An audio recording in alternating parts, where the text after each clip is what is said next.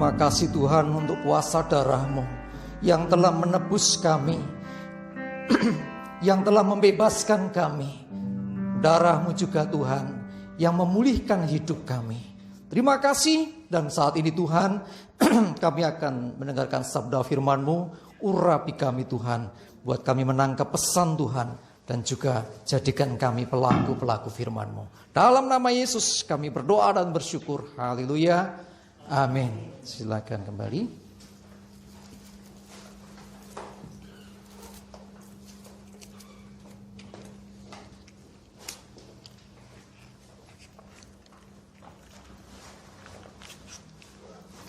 Shalom.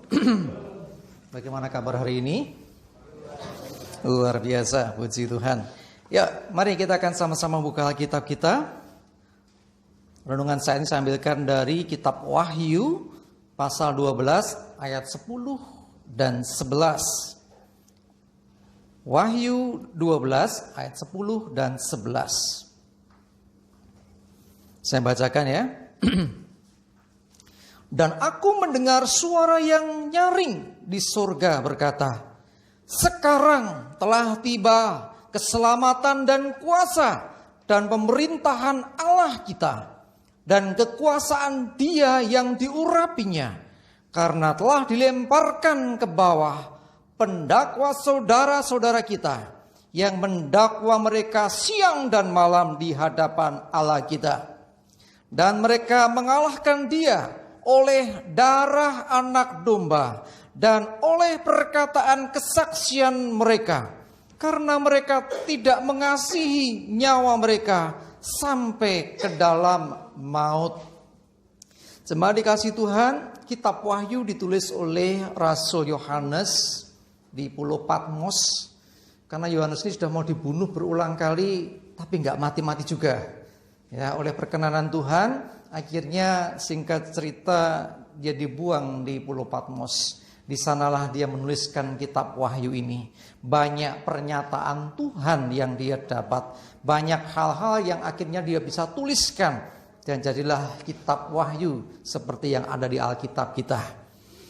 Nah, di dalam Wahyu 12 ayat 10-11 ini dikatakan, sekarang telah tiba keselamatan dan kuasa dan pemerintahan Allah kita dan kuasa Dia yang diurapinya, dan seterusnya. Dikatakan sini sekarang waktunya telah tiba. Sejak kapan itu tiba? Karena ini bicara kemenangan. Kemenangan Yesus Kristus atas alam maut. Kemenangan Yesus atas kuasa dosa. Ya, Yesus Kristus yang pernah ya disalibkan, mati, itu bangkit kembali, hidup lagi, dan akhirnya menyatakan kekuasaannya. Tapi dia perhatikan di ayat yang ke-11 ini, dan mereka mengalahkan Dia oleh apa? Darah anak domba. Ini bukan darah anak domba secara harafiah, domba betulan gitu, bukan. Perhatikan, kalau di Alkitab kita tertulis A besar, D besar, ini merujuk kepada Yesus Kristus atau Tuhan. Jadi anak domba yang dimaksud adalah Tuhan Yesus. Mereka mengalahkan Dia. Ya, mengalahkan siapa Dia? Pendakwa. Pendakwa itu siapa? Iblis. Iblis dikalahkan oleh apa? Darah anak domba, darah Yesus Kristus. Jadi karena kuasa darahnya inilah iblis dikalahkan. Jadi kalau secara manusia, ketika kita melihat Yesus disalibkan, mungkin orang berpikir bahwa wah, Yesus kalah. Tetapi itu adalah kemenangan, bukan kekalahan. Kenapa kemenangan? Kenapa kalau kemenangan Yesus mati? Yesus bisa mengalahkan semuanya dengan mudah. Tetapi Dia mengosongkan dirinya.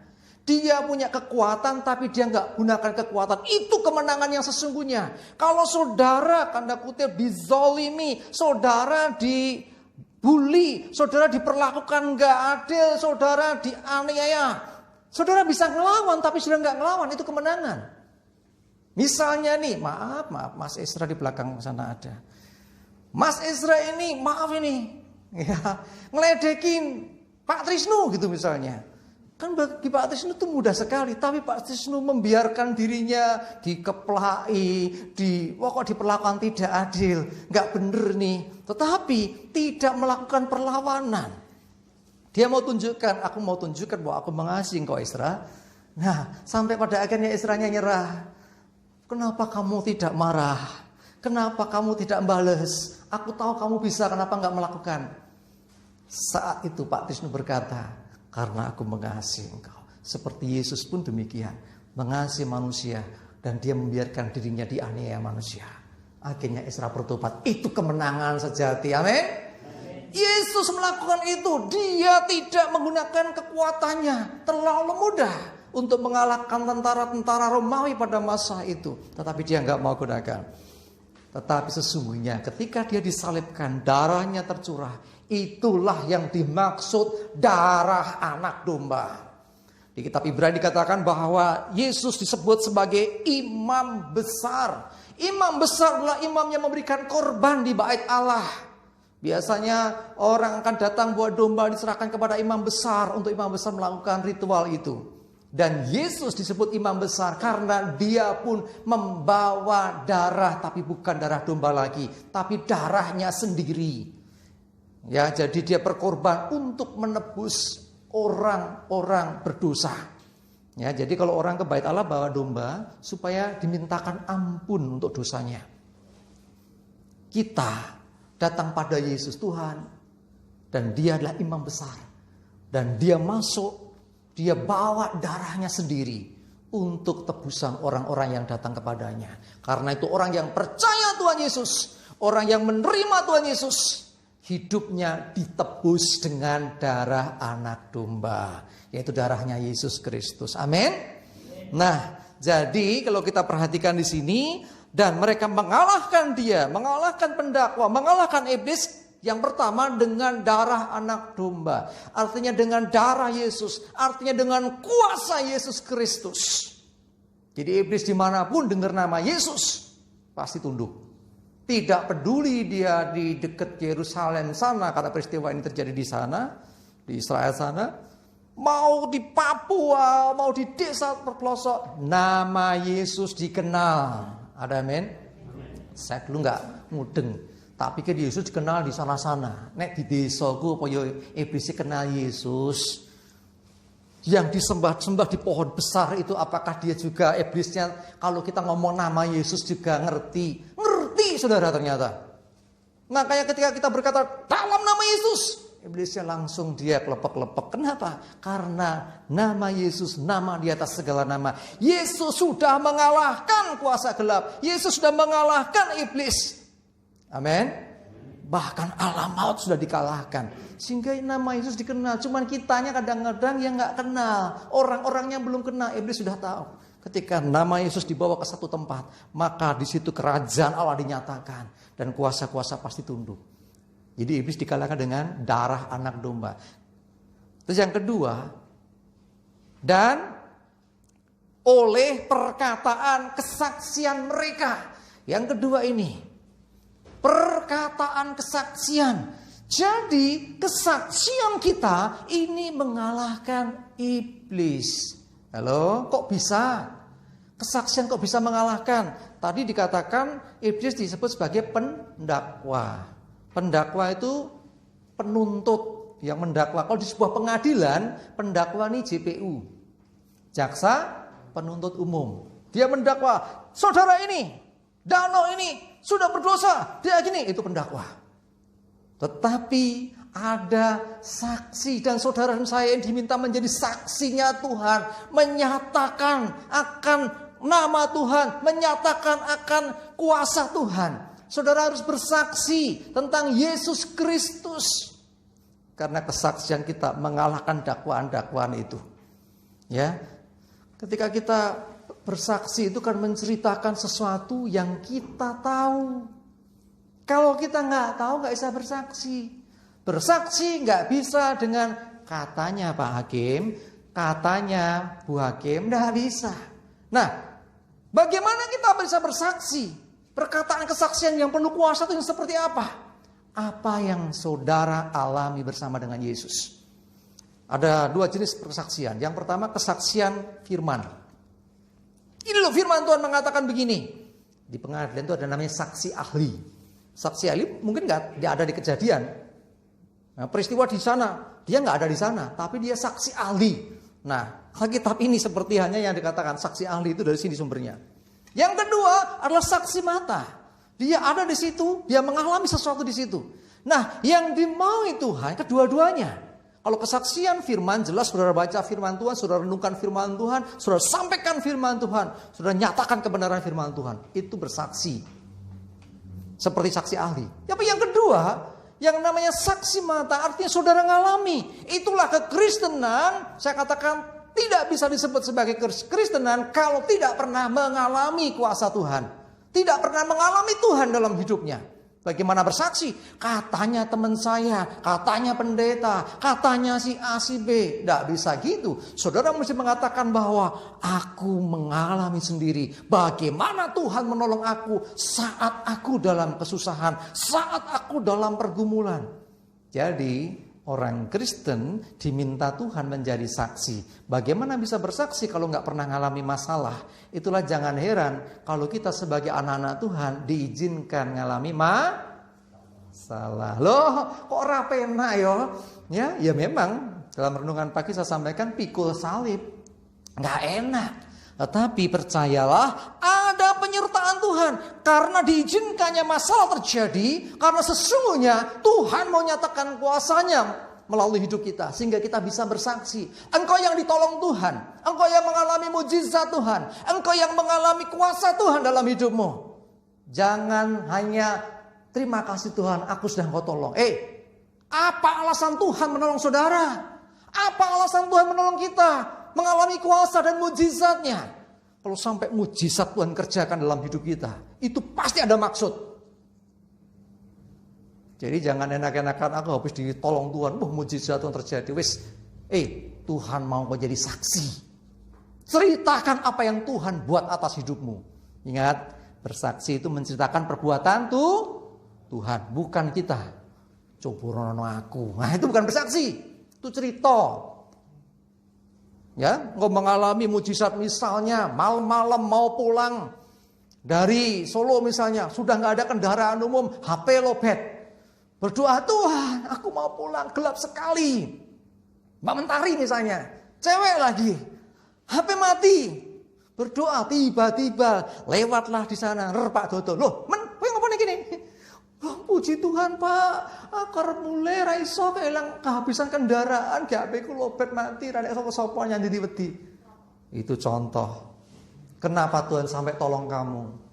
Apa alasan Tuhan? Tuhan ingin kau bersaksi. Amin. Kita ini ditetapkan sebagai saksi loh ya. Jadi tugasnya saksi bersaksi. Bersaksi ya apa yang kau alami sendiri, apa yang kau dengar, apa yang kau lihat. Kalau nggak pernah ngalami apa-apa sebagai orang Kristen, nggak bisa bersaksi. Makanya kalau di komsel diberi kesempatan kesaksian, kadang-kadang bingung. Ayo saya akan bersaksi. Oh ya. Hei saudaraku dikasih Tuhan. Ya, semakin besar masalahmu, semakin berat beban hidupmu, dan ditolong Tuhan, berarti semakin berkuasa kesaksianmu. Kalau saudara misalnya pilek, terus berdoa disembuhkan Tuhan, saudara bersaksi misalnya di sebuah KKR di Stadion Manahan, buang kesaksian. Berikutnya Bapak Anggoro, silakan Pak Anggoro. Saya kemarin 2 hari yang lalu pilek dan saya berdoa Tuhan sembuhkan, puji Tuhan saya disembuhkan. Haleluya, amin. Ya oke, tepuk tangan, wah luar biasa.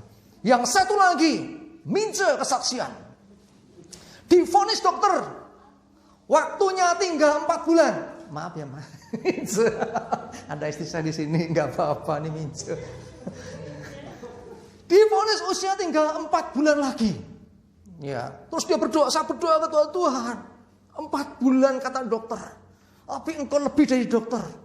Kalau engkau melakukan sesuatu di hidupku, aku mau kabarkan kepada dunia betapa Tuhanku ajaib. Betul. Bulan keempat itu masuk 4 bulan, dia ke dokter dinyatakan penyakitnya hilang. Mujizat Tuhan. Bareng ngono aja sak penakmu dhewe, enak aja. Tuhan lakukan itu supaya engkau menyaksikan bagaimana kuasa Tuhan nyata atas hidupmu. Amin. engkau bersaksi di stadion mana pakai banyak orang. Wah, 4 bulan yang lalu dokter katakan saya pasti mati. Usia saya 34 bulan. Tapi masuk bulan keempat betul-betul saya periksa ke dokter. Saya disembuhkan. Berarti Tuhan yang berperkara. Tuhan kita ajaib. Wah, sempat tepuk tangan. Kenapa? Dia bukti nyata kuasa Tuhan. Sampai udah mau mati saja ditolong Tuhan. Jadi sekali lagi ini diizinkan masalah yang besar. Sesungguhnya engkau tidak jauh dari mujizat Tuhan. Karena Tuhan sesungguhnya punya rencana atas hidup orang percaya. Masalahku abot, masalahku berat. Tetaplah kuat di dalam Tuhan. Tuhan menyatakan kuasanya. Tuhan mau buat sesuatu dengan hidupmu. Dan Tuhan mau kau jadi kesaksian. Saya pernah sampaikan kesaksian itu 2 jenis. Pasif dan aktif.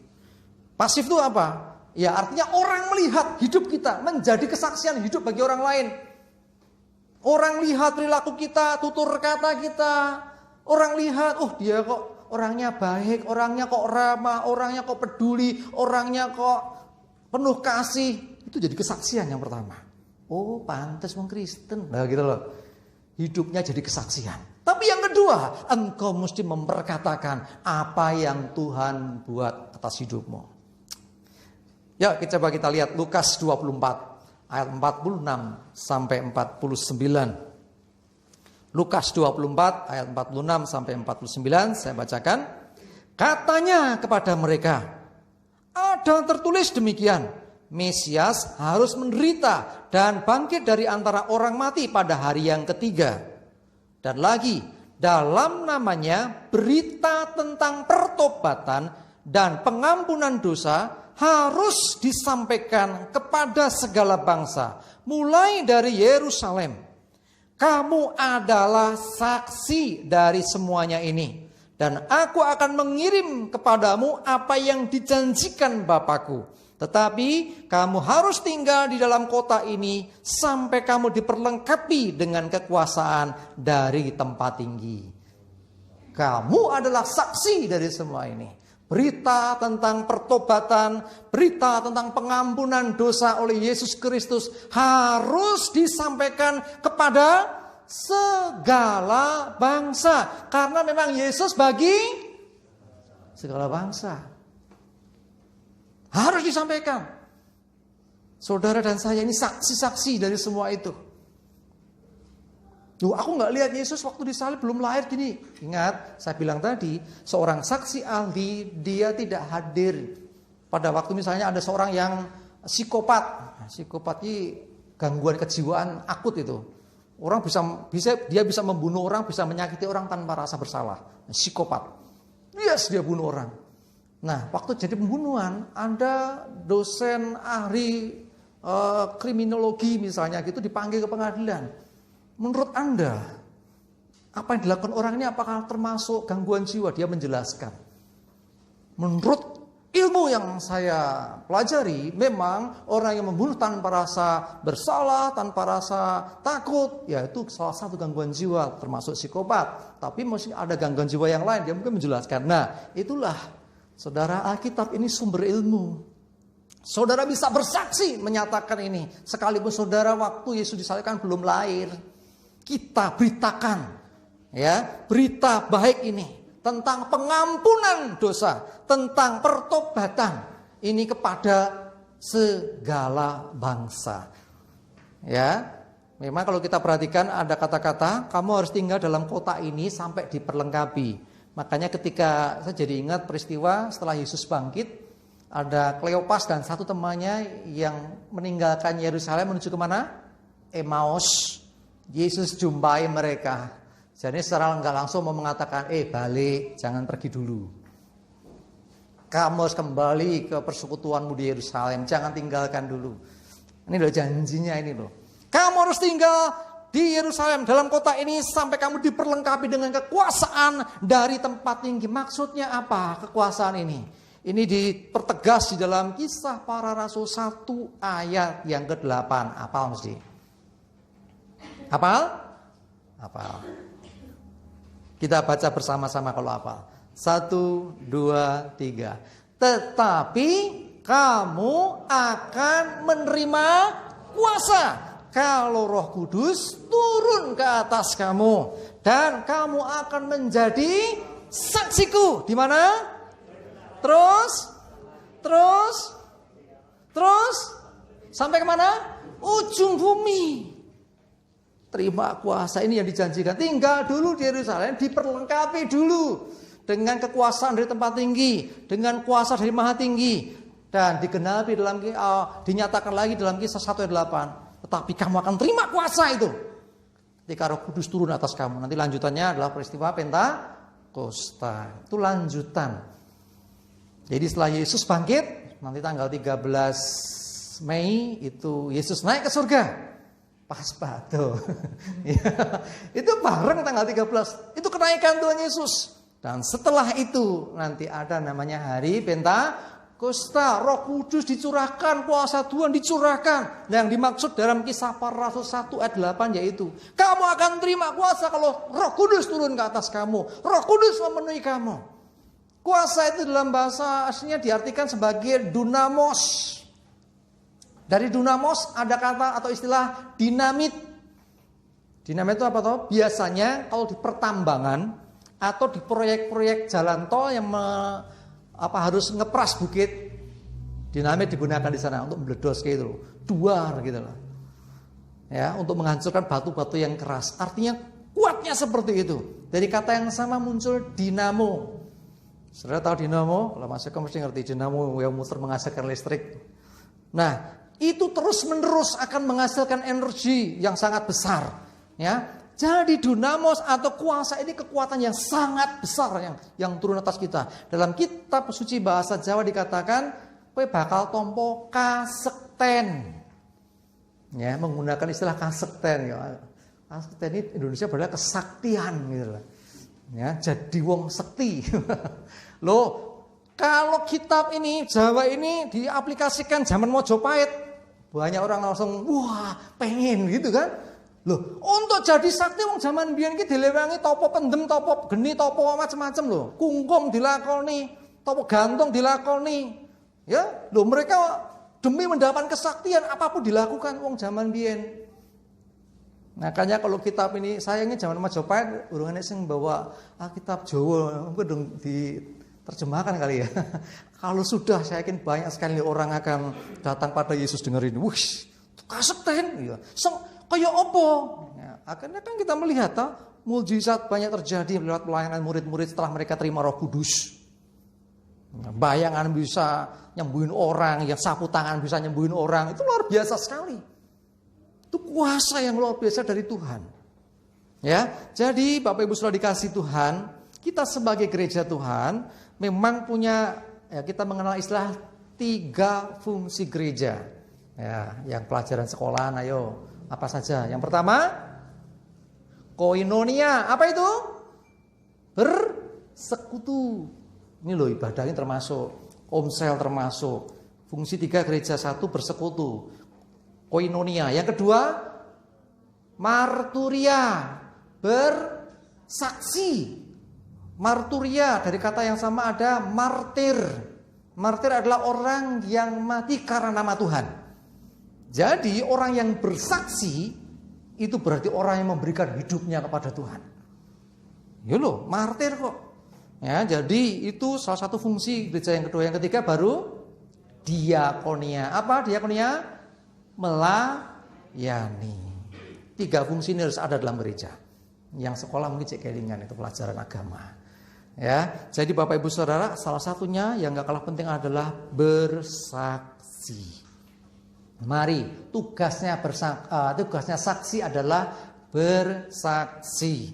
Kalau saudara nggak mau bersaksi, berarti saudara tidak termasuk saksi. Padahal Tuhan Yesus sudah mengatakan kamu adalah saksi-saksiku. Jadi kita diminta jadi saksi. Kamu bakal diperlengkapi dengan kuasa dari Maha Tinggi. Kamu akan terima kuasa kalau Roh Kudus sudah turun ke atas kamu. Dan kamu akan menjadi saksiku, kata Tuhan. Jadi nggak ada kompromi, kita harus bersaksi. Bersaksi kipi, ceritakan apa yang kau lihat, kau dengar, kau alami. Kalau aku nggak ngalami waktu zaman Yesus, ceritakan hidupmu. Bersaksi paling mudah adalah menceritakan apa yang kita alami bersama dengan Tuhan. Aku gak pernah ngalami semua aneh-aneh dengan Tuhan. Aku baik-baik saja, aku diberkati, aku sehat, gak kekurangan apa-apa. Jangan salah, itu juga pemberian Tuhan, layak disaksikan. Amin. Ya, walaupun kadang-kadang kesaksian yang misalnya biasa, misalnya puji Tuhan, kami sehat, kami diberkati. Ya terima kasih kesaksiannya. Jadi sepele, itu saksian gue mau sama piye toh? Kesaksian aku tuh, wah kemarin aku tiba, kepleset, jungkel jempale, untuk rata-rata pite aku. Nah itu enggak usah harus gitu. Hal-hal yang biasa yang sudah alami, loh itu berkat Tuhan, layak dan pantas disaksikan. Dan yang mendengar kesaksian harusnya juga puji Tuhan. Tuhan luar biasa memelihara jenengan. Biarlah saya juga mengalami hal yang sama gitu loh. Ya, sekali lagi nek dengar kesaksian jangan tanda kutip sarang nggak langsung dibully. Alah yang ngono diomongke. Aja ngono loh. Ya toh? Tetapi bagi saudara yang punya masalah beban belum selesai, engkau bersaksi, engkau punya kekuatan. Aku percaya Tuhan akan tolong aku. Yang lain yang dengar dikuatkan. Maju Pak, ayo jangan lemah Pak. Yakin Tuhan pasti tolong gitu loh. Ingat kata-kata Pak Adi Sutanto yang terngiang di telinga saya. Apapun yang terjadi atas hidup kita, orang-orang percaya tidak lepas dari kepedulian Tuhan.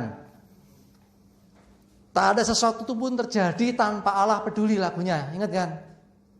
Iya lagunya kayak. Allah peduli, lali.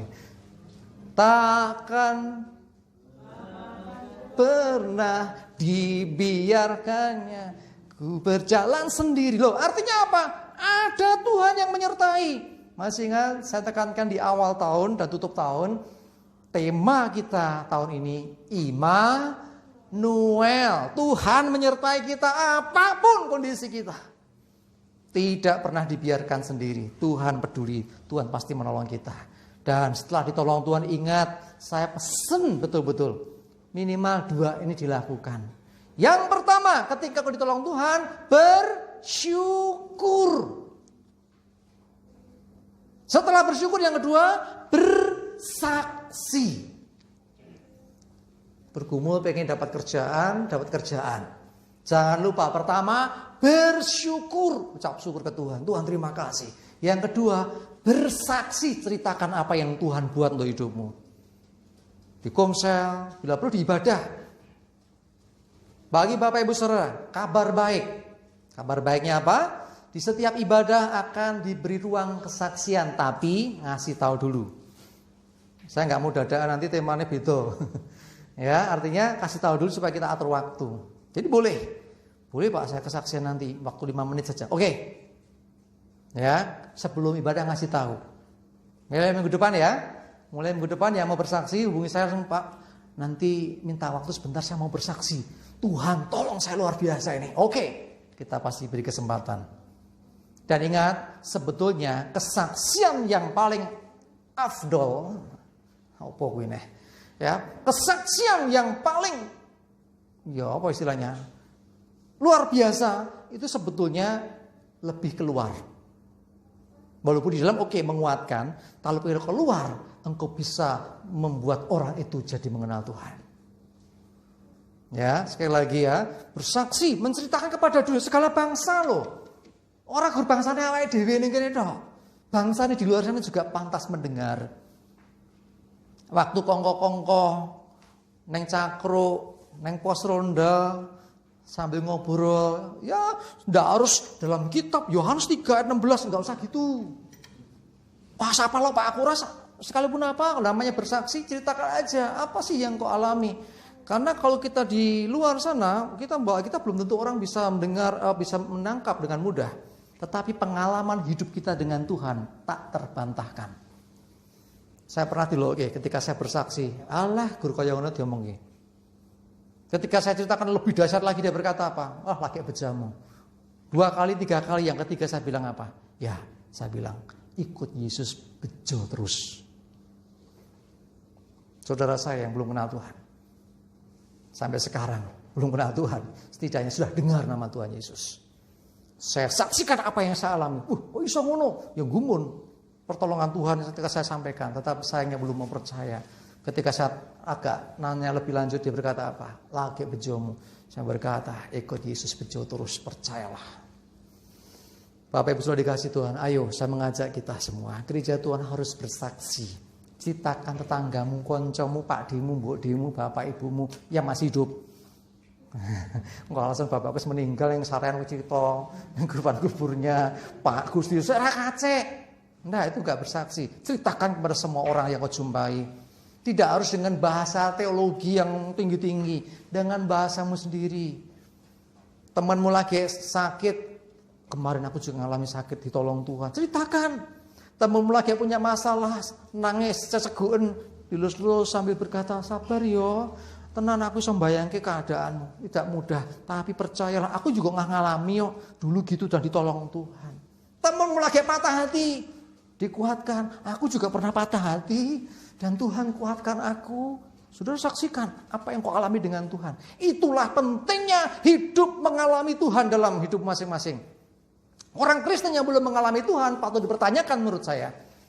Karena Yesus kita hidup. Dan dia pasti akan buat sesuatu dengan hidup kita. Ketika diizinkan masalah berat, dia mau nyatakan kuasanya. Tuhan ingin setiap kita bisa bersaksi dengan cara kita. Dengan bahasa kita masing-masing. Ingat. Iblis dikalahkan dengan dua cara. Satu, darah anak domba. Ini Tuhan dengan kuasa Tuhan. Yang kedua dengan perkataan kesaksian kita. Mari kita adalah umat pemenang. Lebih daripada pemenang. Mari bersaksi. Ceritakan apa yang Tuhan buat. Dan biarlah dunia memuliakan Tuhan juga. Amin. Kita berdoa. Terima kasih Tuhan, kami bersyukur. Biarlah firman-Mu meneguhkan kami bahwa kami adalah saksi-saksi-Mu Tuhan. Dan biarlah dengan otoritas dan kuasa Roh Kudus kami dimampukan Tuhan menjadi saksi Tuhan. Mewartakan, memberitakan kabar baik. Memberitakan kabar pengampunan dan penebusan dosa oleh Tuhan Yesus. Sehingga bangsa-bangsa, orang-orang yang lain juga boleh diselamatkan. Seperti kami juga telah diselamatkan oleh anugerah-Mu. Terima kasih Tuhan. Lanjutkan Tuhan berkarya melalui setiap hidup kami. Seluruh umat-Mu, seluruh jemaat-Mu. Biarlah kami semua dipersiapkan, diperlengkapi dengan kuasa Roh Kudus untuk kami bersaksi. Dan biarlah semuanya untuk kemuliaan nama Tuhan. Terima kasih. Di dalam nama Tuhan Yesus kami bersyukur dan berdoa. Amin.